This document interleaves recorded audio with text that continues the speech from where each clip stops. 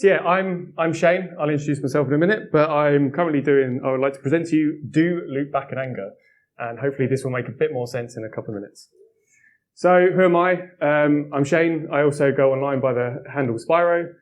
I'm a long-time lurker. I've been in the industry for just over 10 years now. It's a bit of a blessing and a curse because I know quite a few faces in this room, so I don't know if that's a good or bad thing. Spent my first 8 years as the classic CTL consultant, living up and down the country, and then in the last couple of years I've come in from the rain and I now work in the internal security team within the finance sector. I'm the creator and maintainer of Automated Bad Lab, which is, I guess, comparable to Ludus, but it's all written in pure PowerShell, so anywhere that's got Hyper-V Windows, you can spin up vulnerable labs, and Nessus to Excel, which, as you can probably imagine, just another Nessus parser. First time speaker, so we'll see how this goes. And yeah, just another point on Automated Bad Lab. These are all the sort of attacks that are presented in one of the scripts. And what we'll be looking at today is the SMB reflection attack, and then there's a few more there. So, story time. We were on a Purple Team engagement on the corporate AD just over a year ago now. Beauty about Purple Team is we're not too worried about the OPSEC. We leave that to the Red Team guys. Humble brag, was already DA, so we're looking at breadth attacks at this point. We're just seeing what sticks, what doesn't, helping the Blue Team guys with their detection opportunities. Previously, we had some success with machine coercion attacks. I mean, Microsoft have given up playing whack-a-mole with Petty Patam or the DSR PC attacks. And the beauty about, again, being Purple Team, no OPSEC, as things happen, you're quickly running things, you're just seeing what sticks. For those who don't know, when you run NTLM relay with no flags, you just do a return to sender. So whatever you get received, like an NTLM hash, you just send it straight back. So we had that sort of configured, and we were doing our attacks, and to our complete surprise, we dropped the SAM, which we were not expecting whatsoever. So we've done some investigations with our infrastructure team. We found a GPO, and embedded in there was this disable loopback check registry key. So what I'm going to do is I'm going to show you the attack in action, because that can tell you everything more than I can. And then any remaining time, I'll just try and do a deep dive and try and get through as much as I can. So, if you can see, it's a fully patched Windows 22 box. And then I just want to pause it here, because there's a lot going on here. So top left, we've got our Petty Patam. On the right, we have our NTLM relay.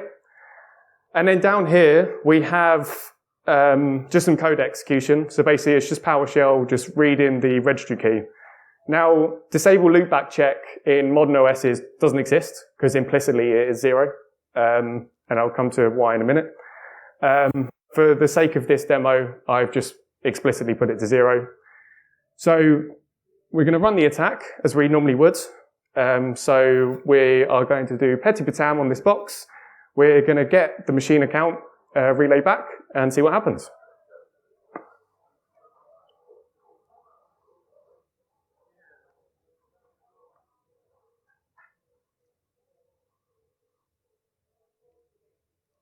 So, as expected, we get a failure. So again, what we're going to do at the bottom left-hand corner, just another bit of code execution. All I'm doing here is flipping the bit, just using current map exec, net exec to do a code execution. So we're setting the registry key to 1. Again, I just want to confirm that that's now set to 1. Over, drum roll please. Here. So we've got our loopback check as 1. We then rerun the attack.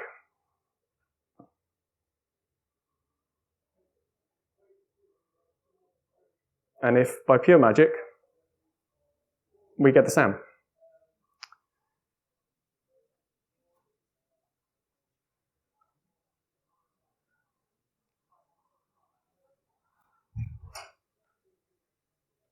I'll play that again. There we go. So the prereqs for this attack. So obviously the disable loopback check needs to be set to 1. SMB signing needs to be disabled. So there's a reason I picked 2022 as the box. Obviously 2025 these days. Microsoft are finally pushing out some secure by design. And the ability to perform machine coercion attacks. Now, I'm not going to go into this, but essentially, typically you require some form of authentication. You never know, sometimes you don't. So sometimes if there is RPC or name pipes you can access, you don't even need authentication, you can just do this. So what is the vulnerability we're actually exploiting? So I'm sure, well, maybe not, but MS-08, 067, very popular. Sure, a lot of people got their stars and stripes using this. But we're actually going to talk today about MS-08068. Now, this is one of the first SMB relay attacks that was mitigated back in the day. And I basically just want to drive home the point that this is well documented online. Microsoft have released plenty of knowledge-based articles, mainly with Exchange, SharePoint, and other services that do use this loopback check. And as you can quite clearly see, like at the bottom of this page, there is a footnote and it points you straight at the KB article. So I'm just going to quickly go into why this works. So back in, well, again, we're talking nearly 15 years now, showing my age a bit, but before the time of containers, microservices and, arguably virtual machines, we used to have to lug around very heavy 4U Dell R200 servers and plug them in, and they were multifaceted. You had your web server and your database server on the same machine. Heavens. So when you perform your sort of like delegation or your service account authentication between sort of like you log into your web server, that logs into the backend database server, typically uses a service account. That, because it's all happening on the same box, it's happening on the loopback address. So because this is happening, as you can see by my great paintwork here, it's happening on the same server, which allows the NTLM authentication and to happen on the loopback address. Now, if we re-enable this, when we're sending it again, return to sender, we are effectively localhost. So this is why it works. So what is the mission for today? Basically, as I said, Microsoft is well documented. This isn't a secret. This is probably the worst kept secret. But the thing is, again, like as I said, like here, it is a very niche attack. We happen to come across it. But in the security industry, personally, I don't think this is very well known. So our mission today is sort of get this either added to your scripts, or we have raised this with CIS over a year ago. This isn't a mudslinging contest. It just is what it is. We haven't had the best communication back with them. So, I mean, spoiler alert, it's still not in the CIS benchmarks. If anyone does happen to know people in CIS, maybe point them towards us. I think this is quite important. But yeah, I mean, in the meantime, just trying to push like sort of this knowledge, and you never know, like it could be out there more than you actually think. Said like if I've been doing this for 10 years, there probably has been other instances where this has completely flown me by. And again, like with Tenable, because they sit on top of the CIS benchmarks, they're not keen to sort of add their own checks or anything like that. Although there is an Exchange escalation of privilege that actually does use this disable loopback check as part of their attack chain. So it is referenced, and again, it's a worst kept secret. So that's basically it. So the main takeaway from this, if you have your script, I'm sure a lot of you do have your sort of infrastructure scripts, your checking scripts. If you just add this, if anyone does happen to know CIS, give them a bell, tell them who I am. Not in a threatening way, but, and that's it. Thank you very much.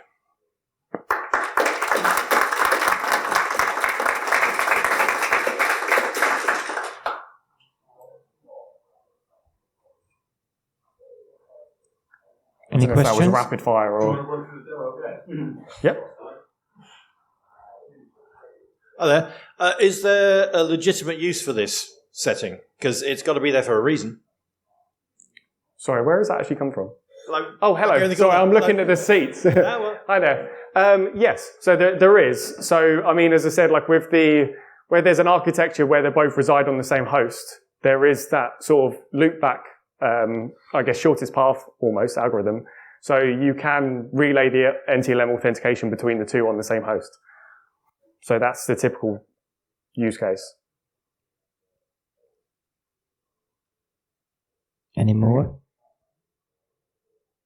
If that's it, I mean, I can just leave this running while people do their thing. And thank you very much. Thanks for attending.